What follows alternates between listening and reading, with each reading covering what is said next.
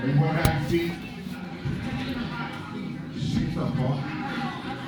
Everyone have a seat.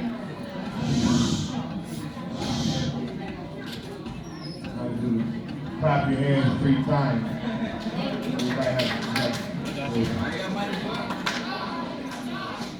Everyone have a seat.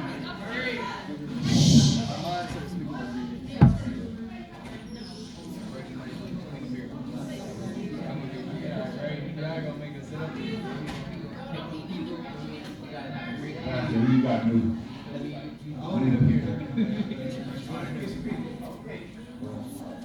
Everyone have a seat. Do not open up the food, please. Security guards has already said no food inside here.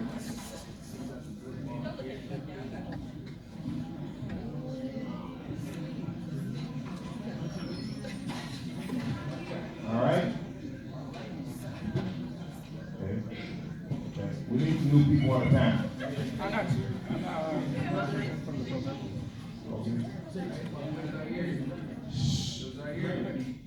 Red hoodie. Come on. Yeah, no, you've been here already. You been already? No. One, I need,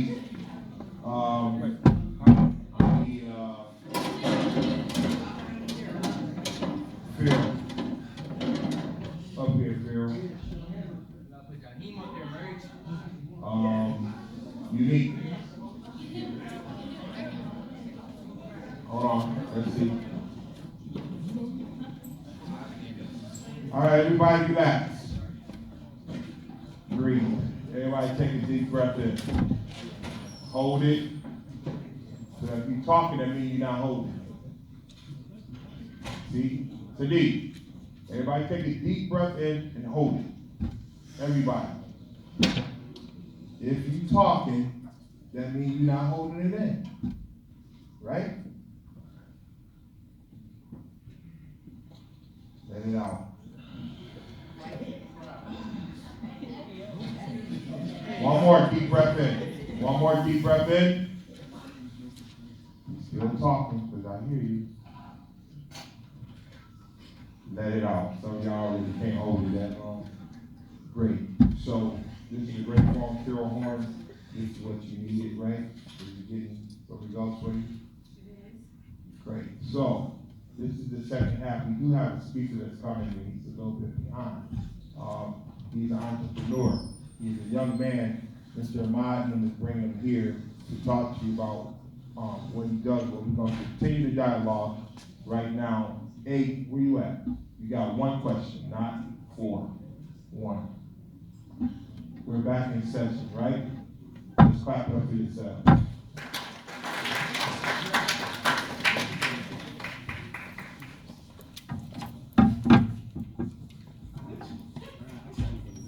Go. Okay. The question is. Your name? Amelia. That's right. So listen, the question is, if you were with the person that did the murder, you didn't do the murder, you didn't touch nothing, should you still get prosecuted? No. Show of hands. New people. I need them names. Excuse me. Who didn't come up yet? Pharaoh, come here. Pharaoh, come here.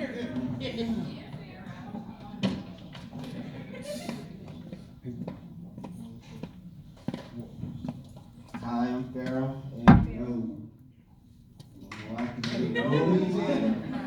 if they not ratting or nothing, then you feel me, it's nothing you can do about that. You feel me?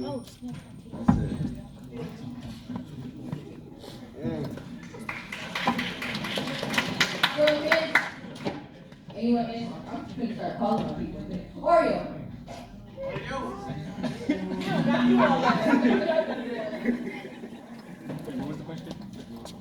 I would say no, but there's a thing called guilty by association. So just by you being there, you can still be charged for that. So in my eyes, I would say no, but still if you did, you might still go ahead and get that charge just because you wasn't that person. You won't consider that person living? I mean, you still there, they still cause the crime, you affected it. And I witnessed you might be a guilty by association too, just like you there. Plus, you glad they were kind of play with your, with all of them. I'm being real. Okay, so I think no. Just because you're there doesn't mean you gotta get charged. Like, I can see that you don't stand to testify against the person, but you shouldn't be charged just because you're there. Because you didn't touch nothing, you didn't do nothing. You probably didn't even know what that person was there to do in the first place. So hands, Thank you. no, Joe, I already heard you. You heard Oreo too. No. Yeah, come on. I heard you, come on, Joe. I'm good.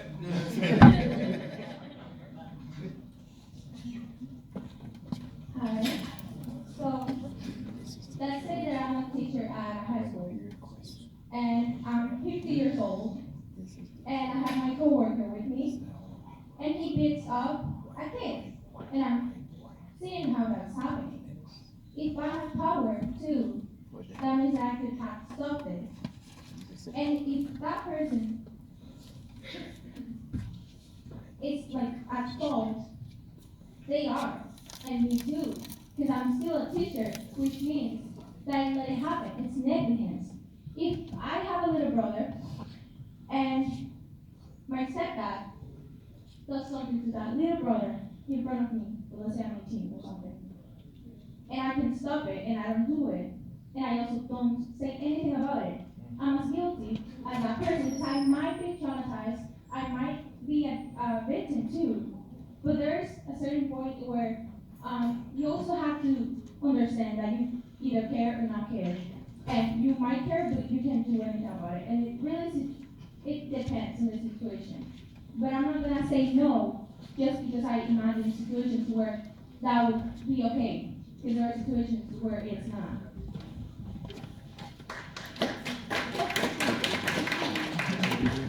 I forgot to say this. Sometimes you let others do the things that you wish you could have done. Excuse me.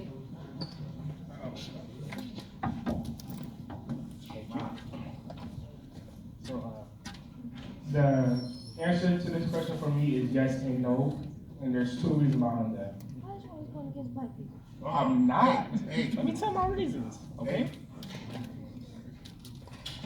So now, the reason why I say yes, because if you planned it with somebody and you didn't pull the trigger, you still won't get convicted for it because you planned it.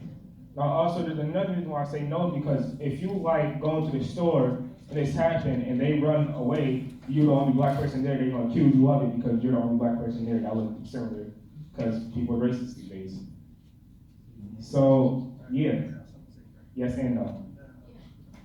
Joe? Yes. Last question from Joe, and then we have something else coming. Go ahead. I feel like in most 99% of the situations, yeah, because we gonna be honest here, y'all can't even lie about it. Out of all y'all brothers, sisters, cousins, all that, before they did something, didn't they tell you? Didn't they tell you? They be like, yo, I'm about to go hit the lick or something. Right? Hey, yo, I'm about to go to the store. You wanna go with me? Oh my God. Explain it. Making money in a bad way, you're not supposed to. That's not, in any situation, making money in a bad way. You're trying to flip your money in a bad way. That's it. Tell them what exactly it is. What is it called? So like a lake, you could really be robbing somebody, you could be selling something, you could be making money. Bad way. Robbing, selling, plotting on somebody. Transition. Yeah. Transaction. Like you hitting the lick, you're making money. Right. Okay, Joe. Are we done? Yeah,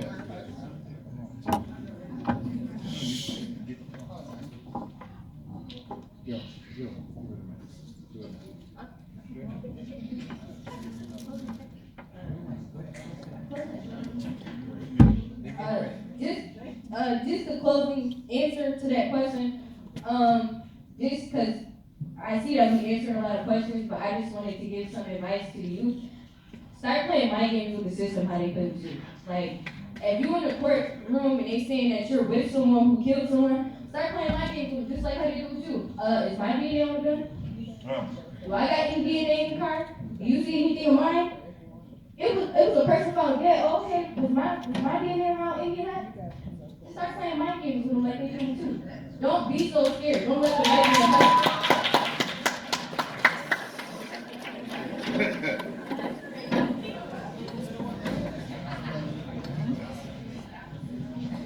All right, we have a special guest speaker for you guys before we go. We have Mr. Eric Rouse. He was born in Buffalo, graduated from School 31 in Grover. He was All-State and All-Western New York basketball his junior and senior year. He attended Monroe College in Rochester for 1 year before he got injured. He then relocated to Charlotte, North Carolina, and worked with at-risk youth before creating I'm Living Bee in 2011.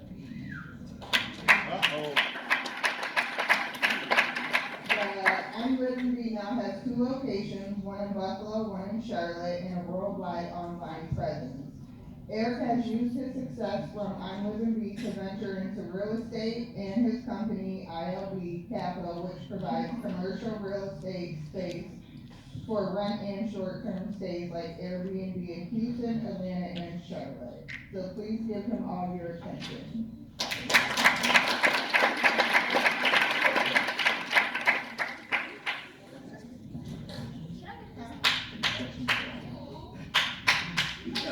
How y'all doing? How y'all doing? My first time in this building. I spoke at a lot of centers, a lot of schools in my time, but I've never been to this facility. I see my guy Pastor Giles is here. Haven't seen him since I was probably about y'all. How old are y'all here about? 16, 17, 18, 19. So who's the youngest? So let me ask this. The youngest age in here? 14. Alright, okay. Settle down. All right. So it's always a pleasure when I speak to people that look like me and people that's from the same areas, the same neighborhoods. Like I don't get into neighborhoods and streets. Everybody has the same thing going on in their area, in their street, everywhere across the country. I've lived in Charlotte, I've lived in Atlanta, I've lived in Houston. It's all a mirror. Everything is the same. No one's tougher than no one else. No one's having it too much harder than anyone else. It's just a struggle. It's just a struggle being, a young black person in America. And at many times, it always seems like there's no way out, or you have to follow the crowd and things of that nature. It's kind of bringing me back memories while I seen Pastor Giles, because when I was 16, 17, I used to be in so much trouble, just trouble all across the board. I mean, from drugs to guns to arguing with coaches. This is a lot. Being combative with my mother, single parent home, which is still no excuse, but single parent home. And we had so much going on in the neighborhood, man. And this is one of the guys that helped me pull myself up out of that and kind of realize that it's another way. Some way, somehow, if you just have faith and you just put a lot of faith into the support system. So, like for me, I play basketball. I know a lot of y'all probably play sports, but I use that as my way out. And that also was my way to get out of a lot of things in my neighborhood or in the city. So when I would travel, I played AAU basketball, I would travel. And it's like everybody just had so much going on. Rochester, Cleveland, Chicago. It's like we just all had a common denominator, and that was just how to figure it out. How to figure out not to make the same mistakes as our friends. So I always tell a story when I speak to the bigger, older, like seniors in high schools. I'm not a follower, but I got caught up in a few situations being a follower that I've made mistakes that I cannot take back. Like, I'm a 2-time convicted felon. I caught my first felony at 16. When I was 16, I was going to drug court, and I was getting looked out from, what was the name of the program back then? What was it? Back to Basics? Right. So I had to go there for court-appointed, just all type of programs and just stuff of that nature. I caught my second felony at 20. I took a gun charge for somebody who I thought was my friend. My friend was on parole for a loaded and illegal pistol at 18. So we in the car, we get pulled over, we riding up Broadway, and I'm at the corner store, I'm just chilling. He's like, hey man, take a ride with me, I got something to do. So I'm like, all right, yeah. So I got a license, he only has a permit. So that's why he wanted me to, ride with him, because you have to have a legal, a person with a license. So we riding up Broadway, and police bang U-turn, hard U-turn, too, hard U-turn. We got this big 357. At that time, 357 was like, hey, I talk about the Dracos. Like that's, they're talking about Dracos and all these things with extended clips. That was like the gun of the time. So he pull out this big old Clint Eastwood gun, and I'm like, yo, you didn't tell me this before we got in the car. He's like, man, shit, I didn't know I asked. So we get pulled over. I'm thinking I'm being a friend. I'm being a real nigga at the time. I know he on the road. Give me the gun. I take the gun. I put it under my seat. I don't got no. My first felony I caught, they sealed it because I was 16, 17. So I had no record on it. So I take the gun. Again, he's on parole. I take the gun, put it under the seat. They get us on the car, beat us up, take us to jail. Get up in the morning, they'll 50,000. I ain't got 50,000. Oh, I don't got 50,000. My basketball coach trying to bail me out.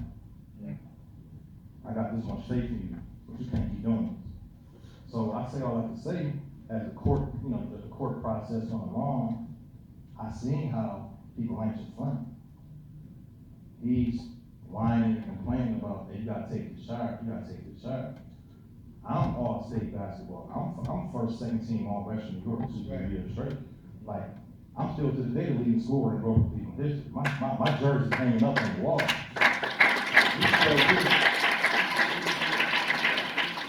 So he tells me, man, you gotta take this. This is what happens in the hood. You better off taking this than me taking it. They're gonna give you 7 years. I'm sitting here, I'm like, I'm not gonna tell him, man. I have a paid lawyer for my coach. And they say, look, we can take this to trial, man, but you're not gonna have to say that it's yours.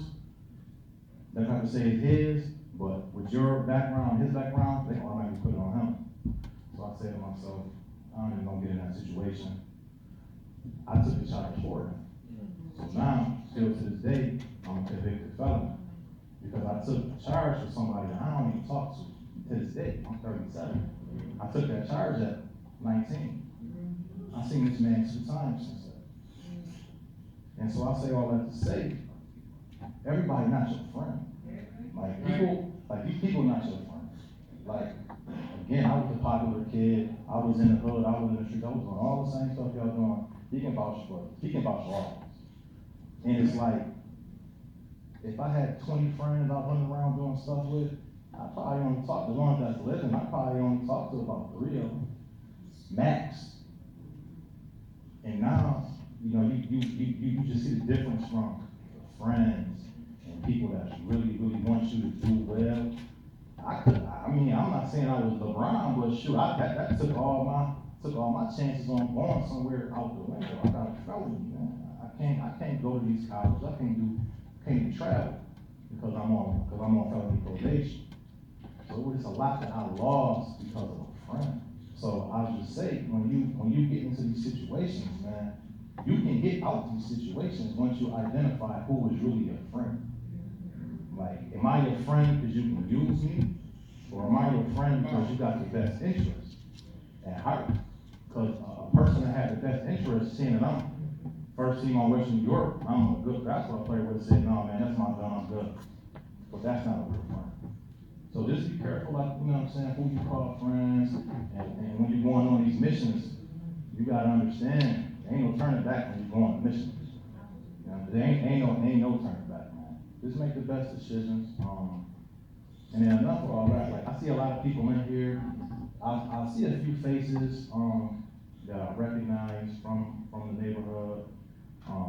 Definitely love to see just people just open to listening and seeking advice and seeking leadership. But the biggest thing is who you follow, who you feel is your big homie, who you feel is somebody of value that you want to emulate.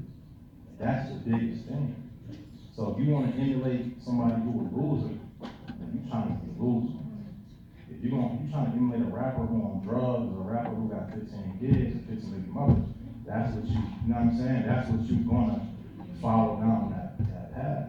So if you find people with good guidance and that have a natural, organic, positive vibe and message with them, then you're gonna be all right, man. And always follow your dreams. Always. I never thought that I would have a clothing line. Now it's a popular thing to do. It's a little easier to do. When I started in 2011, it may have only been 2 or 3 clothing lines in Buffalo. Now it's probably 200. And that's not to tell anyone to not try to do that. But when I started, it wasn't easy. So when I would travel, and I traveled with a book bag full of wrinkled shirts trying to sell them city to city, person to person, I would hear no a lot. I mean, I would hear no. If I hear out of 10 people, I would hear 8 no's, 2 yeses. And then the 2 yeses I get, they want to buy it for 10, not 20. And when you fast forward to these times, you look around, you see so many brands, and it's like the cool thing to do is to support someone, is to, help someone level up. So it's like, you always have to just follow what you want to do and never take no for an answer. This is really what you're passionate about. So I started in 2011. I opened my first store in Buffalo in 2015, and then I opened another one in Charlotte in 2018. Been hard work, but if I would have listened to people who was, like I say, my friends, people that was doing stuff that wasn't, the right thing, I probably would have got caught up in thinking that you have to do this, or you have to do that, or you got to be in the NBA to be successful, or you have to, do certain things. But I seen my lane, and I went for my lane. I got to do the same thing. It don't gotta be entrepreneurship. You can have I have friends that make millions of dollars at their job, but they're good at their job. There's like people that are good at their business. You have good workers, you have bad entrepreneurs. As long as you're the best at what you do, you're gonna get the best results out of it. You got a question, on that? What made you get the idea of living? So, it's real simple, and people always think it was some like long, drawn out process. We used to just always say, all my friends, I thought with my friends, we used to always just say that, I'm living B. Like, what you doing? I'm living B. Like, what you doing?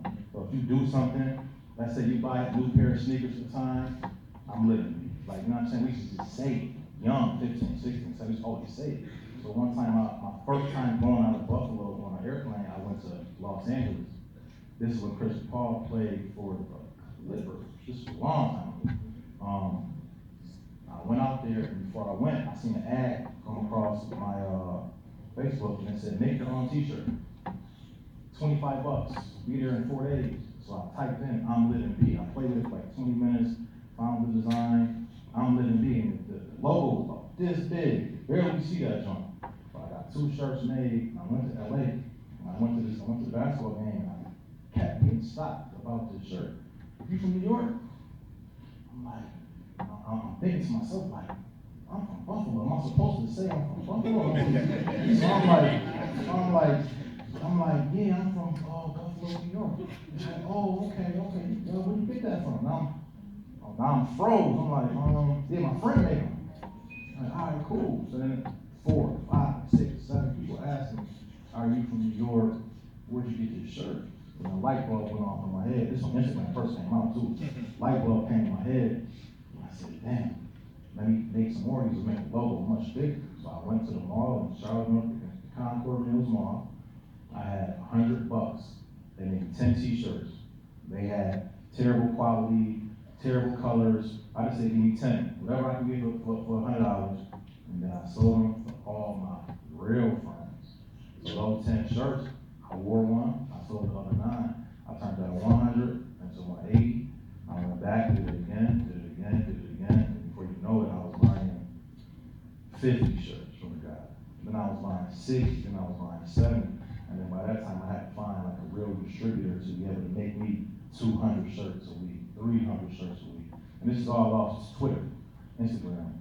I was living in Charlotte, so all my Buffalo people that wanted the shirt, I would have to mail it to them. And then they started a demand to where they can't go to the store and get this. They have to touch me. They have to get it mailed. So it started being like, hey, if you got that shirt, you lit, because we can't find this joint. So then I just started, doing that over and over and over, and it started getting bigger and bigger and bigger. And then when I finally got to the point where I said, man, I can't, 200 shirts started going into 400, 500. I said, I need a store. And it just organically turned into a store. That's on Delaware. 2931 Delaware Ave. Any more questions? Got any more questions? No questions? Can I get a signature? The whole? A signature. Can I get a signature? Yeah, I got you. We can do that. Can you put it on my shoe? Yeah. Yep. Wait. Get a big picture, big picture. Big picture. Yeah, question? Go ahead. So my wife and them all wear the Kaios, my son. Okay. Yeah, and all my kids and my grandkids got Living B in the house. And I never knew. They gave me a shirt, but I ain't had time to wear it. But,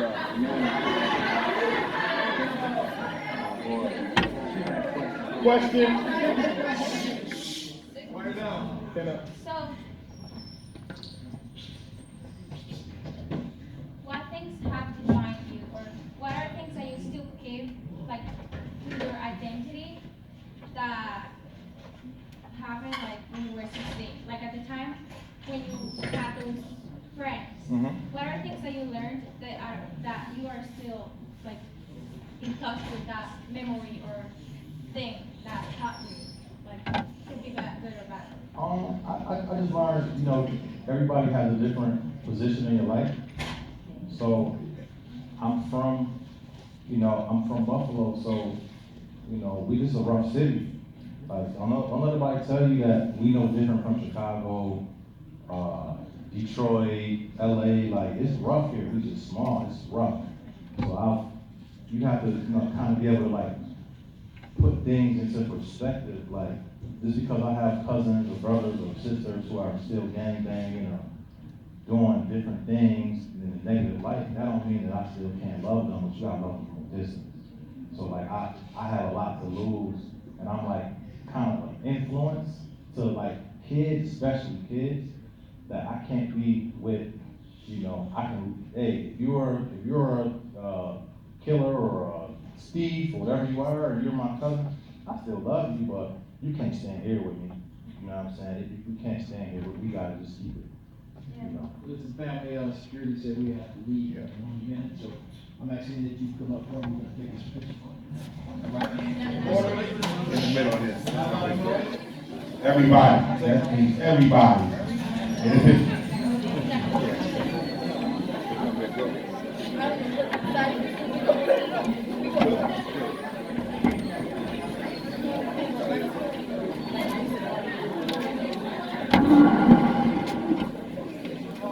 Taking the picture. Mine got a camera. Mine got a camera too.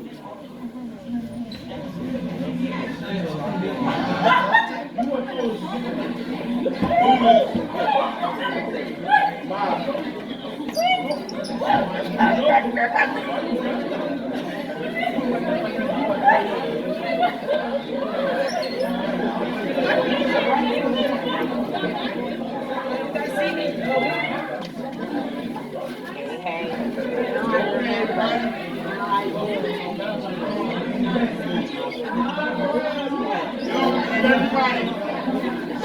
Make sure you keep me in the picture.